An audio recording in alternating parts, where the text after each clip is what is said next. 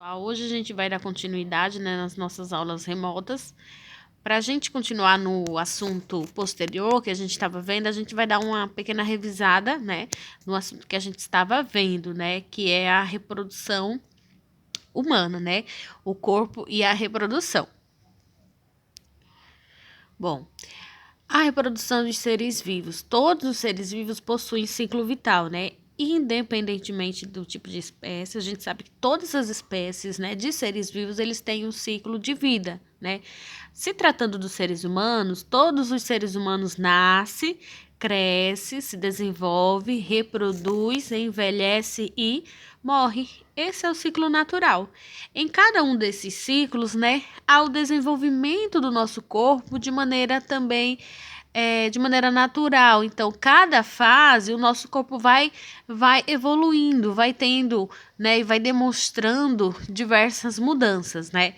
E isso faz parte do desenvolvimento do nosso corpo. Então, quando a gente nasce, por exemplo, a gente nasce sem saber falar, sem saber se comunicar, sem ser com um choro, né? Então, com o passar do tempo, a criança vai crescendo, ela já vai desenvolvendo, né, o hábito de falar, vai desenvolvendo a capacidade de falar, a capacidade de caminhar e etc. Então, todos os seres humanos, os seres vivos, né, de modo geral, têm o seu ciclo de vida e dependendo das espécies, né, esse ciclo pode ser menor ou maior, né? E no decorrer do desenvolvimento desses ciclos, mudanças no corpo, né, dos seres vivos vai acontecendo. Como a gente vai falar nesse capítulo sobre a reprodução humana, então a gente vai sempre focar no desenvolvimento dos seres vivos, tá? Então, a função básica, né, da reprodução dos seres vivos é perpetuar a espécie. A principal função da reprodução é perpetuar a espécie, é aumentar a espécie. Porque se não houver reprodução, o que, é que vai acontecer com as espécies? Elas irão se acabar, na verdade, porque imagine uma espécie de ser vivo incapaz de se reproduzir. O que, é que vai acontecer? Vai chegar uma fase em que eles irão morrer e aí essa espécie irá, né, entrar em extinção. Não existiria mais nenhum tipo de espécie no nosso mundo, não é verdade? Então, a função básica da reprodução é perpetuar a espécie, né?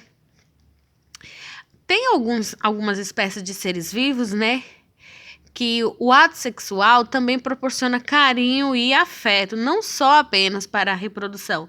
Então, dependendo também da espécie, né, cada espécie ela vai ter a sua forma de se relacionar com a sua espécie, né, para a sua reprodução. Por exemplo, existem espécies de seres vivos que, para atrair a fêmea ou o macho, usa o canto, né? Algumas espécies de passarinhos, etc.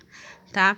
Então, os seres vivos, os seres humanos, na verdade, além de utilizar o ato sexual para a reprodução, também é uma forma de demonstrar carinho e afeto. Então, o corpo feminino, ele vai estar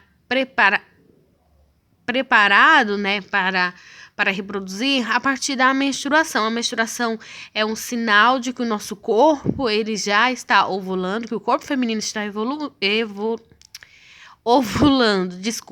ovulando e está pronto. Mas isso não significa que já está pronto para gerar, né, para acomodar e para colocar aí em ativa, né, a vida de reprodutiva da mulher. Não significa, né? Então, com a puberdade, as partes do corpo da mulher elas vão se modificando, né? Bem como as partes dos meninos também. Então, a puberdade, eles trazem essas mudanças no nosso corpo, né? De forma natural, tá certo? Então, vamos lá. as espécies de seres vivos podem se reproduzir de duas maneiras, né?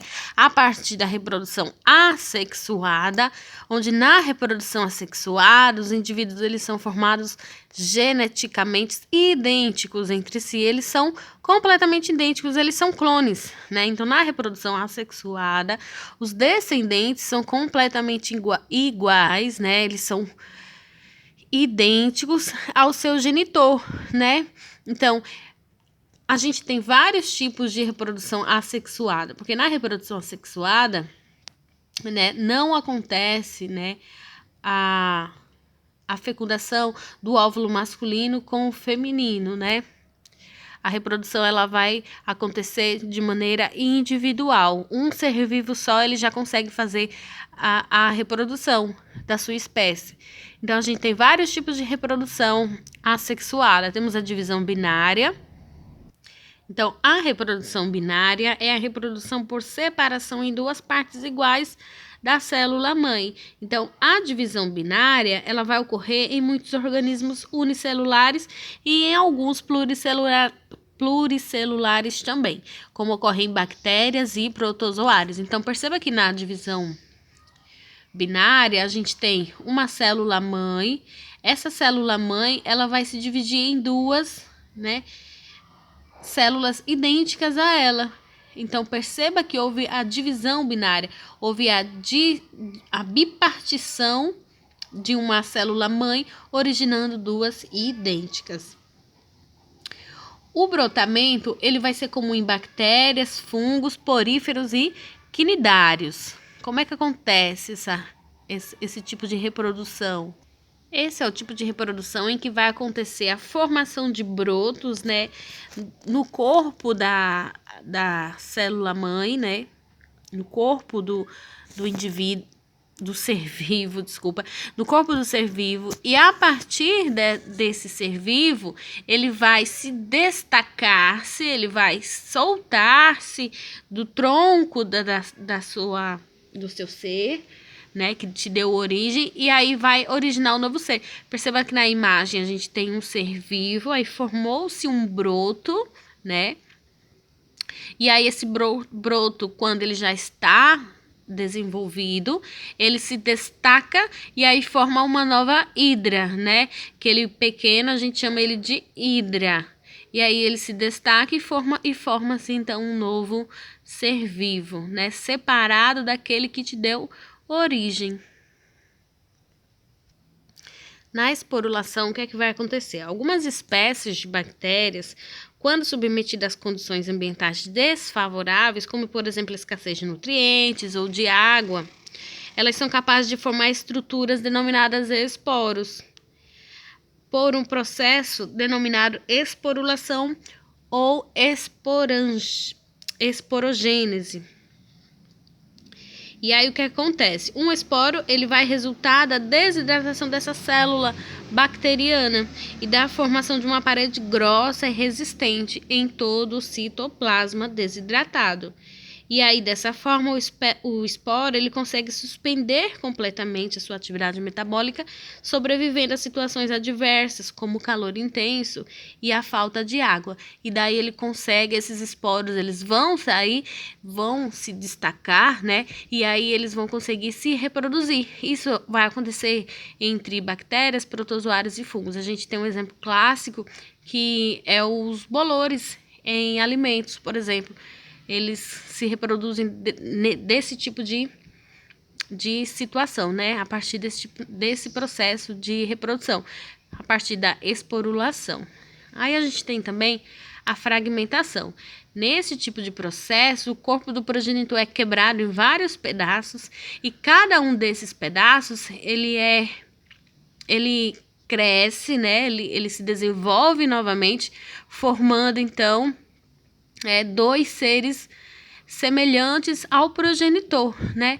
Então ele forma, veja aqui, a gente tem uma estrela do mar inteira na figura acima e aí destacou-se uma parte formando, né, duas completamente iguais.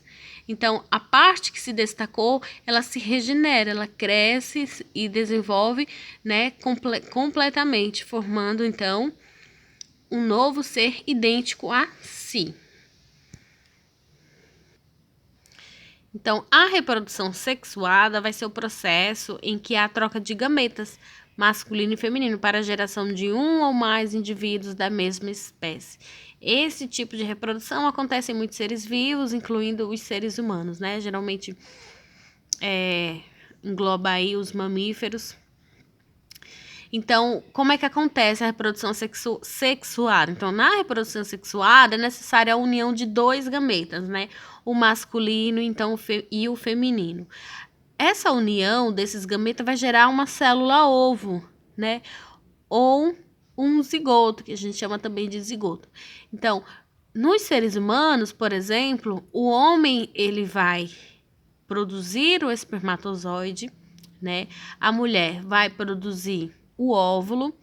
Quando ocorre a união desses dois gametas, né? Há então a fertilização. Então, quando esse espermatozoide, juntamente com esse óvulo, ele é fertilizado, então vai haver a formação, né, de uma célula ovo. E a partir dessa célula ovo, né, há a formação de um novo indivíduo. Então, ele vai se desenvolvendo, vai se multiplicando, né, a célula vai se multiplicando, e aí a gente vai ver cada uma dessas etapas mais na frente. E aí há, então, a formação de um novo ser vivo.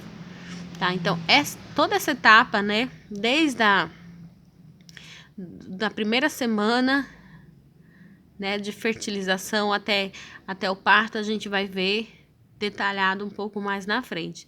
Então, nesse momento, é interessante entender que a reprodução sexuada ela vai acontecer a partir da troca de gameta masculino e feminino. Então, existem espécies que a reprodução ela vai acontecer de maneira interna, né, que é no corpo geralmente da fêmea, né? E existem também reprodução que vai acontecer de maneira externa, que vai acontecer, por exemplo, né, dentro da água, o gameta, a fêmea solta, né, o óvulo na água, o macho solta o espermatozoide, a união e a reprodução ali dentro da água. Então, isso também acontece em alguns tipos de espécies. Mas a gente vai falar mais apropriadamente sobre a reprodução humana. Então, na próxima aula, a gente vai ver a continuidade, né, da reprodução do corpo, da reprodução dos seres humanos.